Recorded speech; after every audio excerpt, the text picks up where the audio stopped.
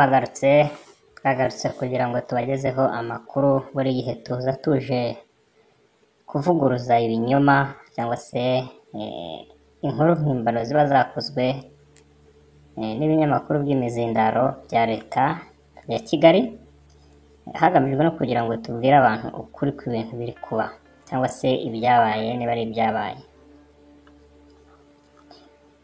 Mu minsi yashize ingabo za Kagame nk'uko twabyumvishije zagaragaye muri Congo, zihamaze igihe aho ziri mu bikorwa byo kurwana n'imitwe itandukanye, ariko nk'uko mubizi ikibagenza cyane ni ukusahura igihugu cya Congo, babeshya ngo barimo bararwanya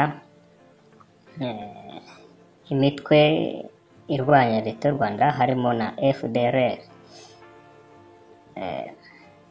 Kuri uno munsi twabonye ikinyamakuru cy'i Kigali cyitwa igihe.com cyongera gusohora inkuru kivuga ngo umutwe witwaje intwaro wa FDLR ukorera mu mashyamba yo mu burasirazuba bwa Congo urashinjwa kwica abaturage babiri mu gace kitwa Kinyandoni muri Rucuru.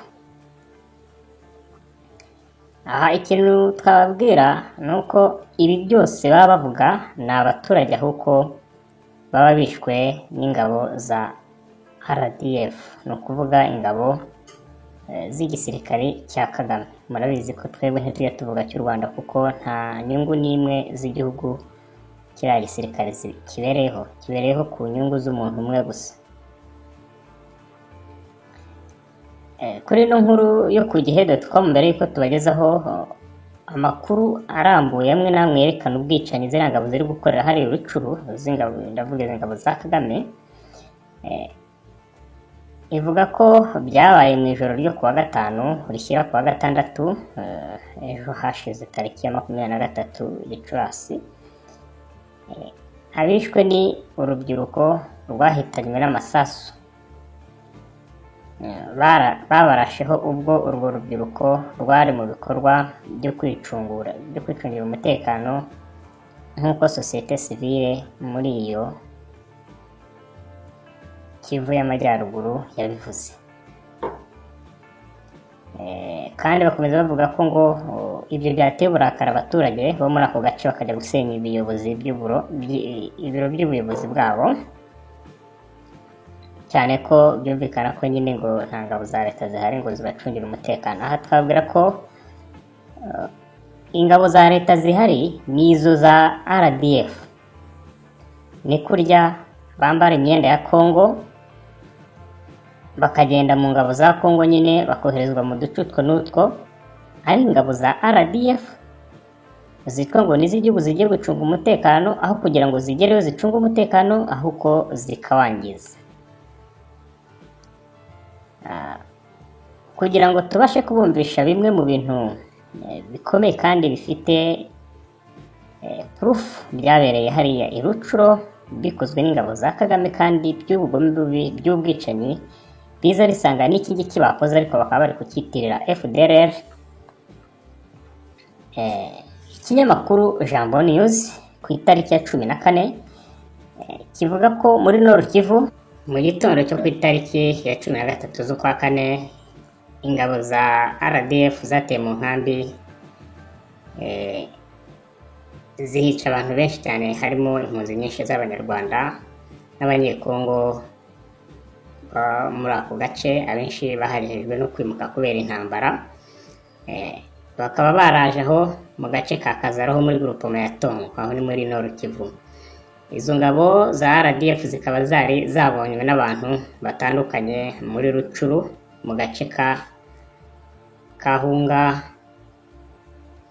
no mu nkengero za Kiwanja, Mabenga na Kasari kuri iyo tariki ya 13 z'ukwa kane 2020.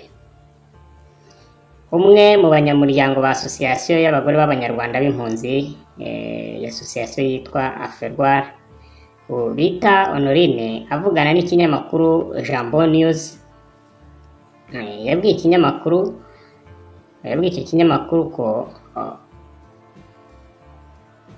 aho ngaho habereye ubwicanyi burenze ukwemera. Yavuze ko batangiye kubateraho amabombe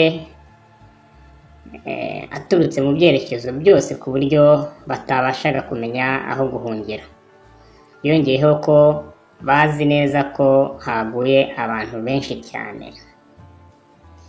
Umwe nanone mu bantu barokotse cyangwa barokotse ubwo bwicanyi n'uwo bita Pascal, yari ari muri iyo nkambi yarashweho ibibombe n'ingabo za Kagame. Yavuze ko haguye abasivili benshi cyane. Uyu Pascal we akaba yarabashije kurokoka, akanatangaza ko nyuma y'ibyo bibombe kandi ingabo za Kagame zasuye inyuma zikajya zigenda gutwika amazu arimo n'abantu byose icyarimwe bakica bakagira bati. Akaba ariyo mpamvu tubabwira tuti ibi mubona banditse muri no mizindaro yabo ngo FDLR ngo yishe abaturage babiri b'abakongomani bari bari ku mutekano, bari bari kwirindira umutekano, sibyo, no kubeshya. Ahubwo ikiri ukuri ni ingabo za Kagame. FDLR hariya yahabaye igihe kirekire, zimaze igihe kirekire hariya muri Kongo, biti zagombye kuba zikora aya mahano ingabo za Kagame zikora ubu iyo ziza kuba koko zarayakoze, cyazagombye kuba zarayakoze kera. Ahubwo igihari kandi nanone ntibyari kwemerera abakongomani ko bemerera abantu bateye gutyo. Ahubwo igihari nuko nkuko mubizi Kongo yarinjiriwe, iyo bohereje abasirikare mu gace nk'uko bana abaturage bavuga ngo nta basirikare babarinda, usanga bene utwo duce basizemo ingabo za Kagame zitagiye kurinda abaturage mu by'ukuri, ahubwo zigiye muri bucuruzi bw'amabuye y'agaciro, muri ubwo busahuzi, muri ubwo busambo bwose. Noneho rero ugasanga ahubwo aho kugira ngo zirinde abaturage ziri kubahutaza, ziri kubica, ziri kubagirira nabi. Ariyo mpamvu twabwira tuti igihe kirageze ko dusengera abakongomani, kirageze ko nk'abanyarwanda dutangira guhaguruka tukavuga tuti enough is enough.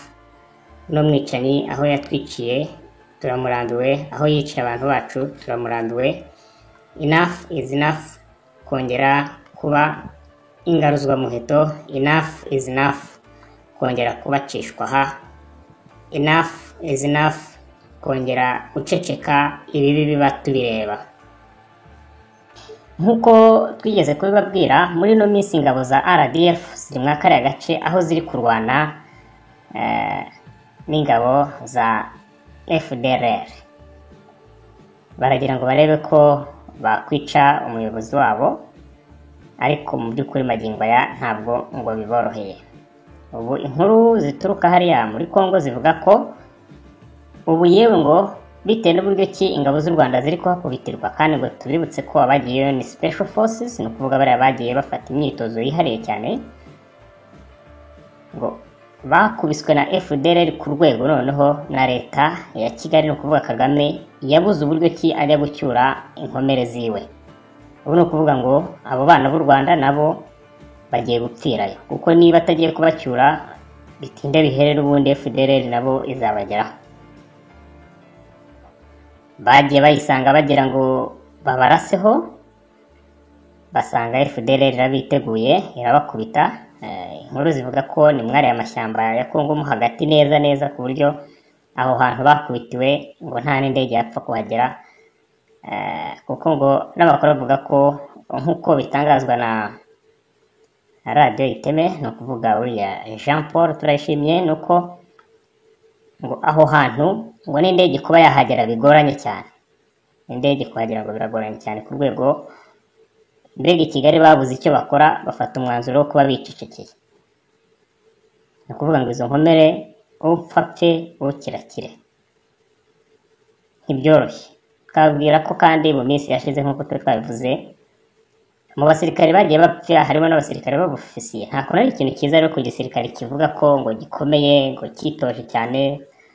Gusa icyo twakongeraho ni uko buriya iyo abasirikare barimo barwana hagomba icyo bise motivasiyo n'impamvu abarwana. Aba bose bagenda bazi ko bagiye ku kiraka cya Kagame. Nta n'umwe ugenda azi ko agiye kurwanira igihugu, nta n'umwe ugenda azi ko agiye kurwana kubera uburenganzira bwe cyangwa se bw'umuryango bwahutajwe. Bibaye ko ababwira ngo bamurwanye, nibwira ko aribwo ahubwo babona courage, kuko baba bagiye kurwanira uburenganzira bwabo cyangwa se droit abavutse. Aho nibwira courage yaboneka, kandi niyo ntambara ndakeka Kagame atabatsinda, ariko kubohereza kujya kurwana n'abandi bantu arimo arabohereza kuri target mbi itariyo. Niyo mpamvu bagerayo bagakubitwa. Target y'ukuri yaba ari Kagame, kuko yabujije abantu uburenganzira.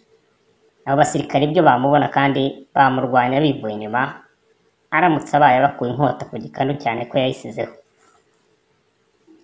Ubwo rero tukaba twagira ngo dukureho urujijo. Amakuru aturuka muri Kongo nuko ahuko abakongomani ubwo bavuga ko barashweho n'ingabo z'u Rwanda atari FDLR. FDLR irarengana. Ibi byose n'ingabo za Kagame ziba zabikoze, noneho zikabyitirira ingabo za FDLR kugira ngo zirebe ko communauté internationale itazivuga cyane, ko muzi ko ubu bari kwanga ko bavugwa ko bariyo, ariko bariyo ni ukuri, n'abaturage bari iriya barabivuga. Nk'uko twabibabwiye rero, ibyacu biracyaza.